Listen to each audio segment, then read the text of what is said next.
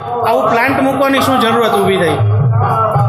આજથી 19 વર્ષ પહેલાં નાનકડું એક સ્ટીલનું બોઇલર બનાવી અને મેં ગૌમૂત્ર અર્થ બનાવવાની શરૂઆત એટલા માટે કરી હતી કે ગાય અને સમાજ વિખૂટા પડી ગયા છે.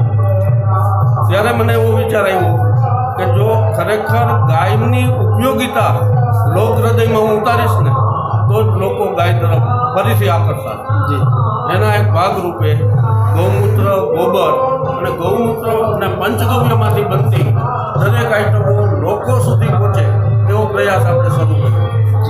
એના પરિપાક રૂપે આજે 7.5 લાખ દર્દીઓ શ્રીજી ગૌશાળાના અનેક પ્રકારના ક્રોનિક ડિસીઝથી પીડાતા દર્દીઓ ખૂબ સારા પરિણામો પ્રાપ્ત કરી અને એને ગૌ આરોગ્ય ઉદ્યાન પ્રાપ્ત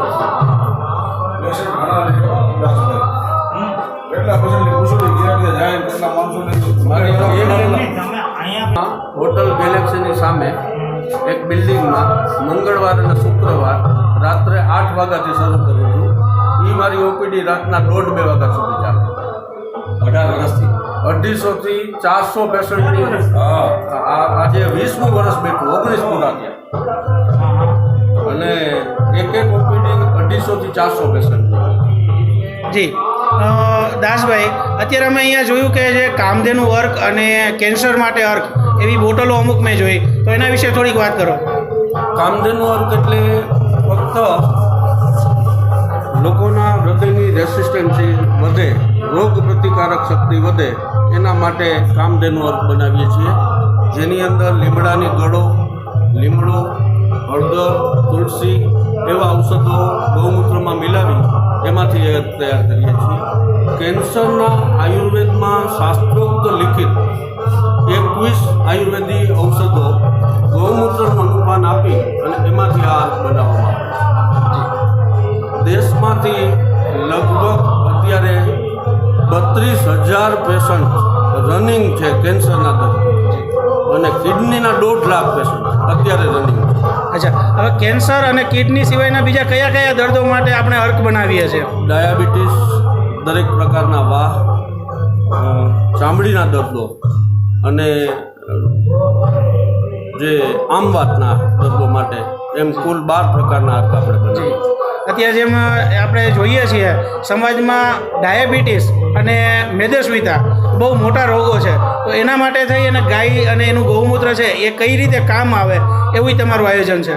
ગૌમૂત્રમાં શાસ્ત્રોક્ત કથન મુજબ ગાયના શરીરમાં સૂર્યકેતુ નામની નાડી છે. આ નાડી સવારે જ્યારે સૂર્યોદય થાય ત્યારે એકદમ પ્રભાવિત થઈ વાતાવરણના 24 તત્વો ગાય પોતાના શરીરમાં ખેંચે છે. આવું આપણા ઋષિમુનિઓએ કીધેલું. આજના વૈજ્ઞાનિકોએ એની ઉપર પૂરેપૂરું રિસર્ચ કરી અને કબૂલ કર્યું છે કે આ 24 ઔષધીય તત્વો આ દેશની દેશી ગાય સિવાય કોઈ શરીરમાં સમાઈ શકે નહીં. આ 24 તત્વો ભેગા રહી જ ન શકે. એટલે ગાય આ 24 તત્વોનું સંયોજન કરી ગોબર, ગૌમૂત્ર અને દૂધ દ્વારા આપણને આપે છે. પહેલો મુદ્દો, આજે મારી શરૂઆતની વાત કરું તો ગાયને માતા કીધી છે.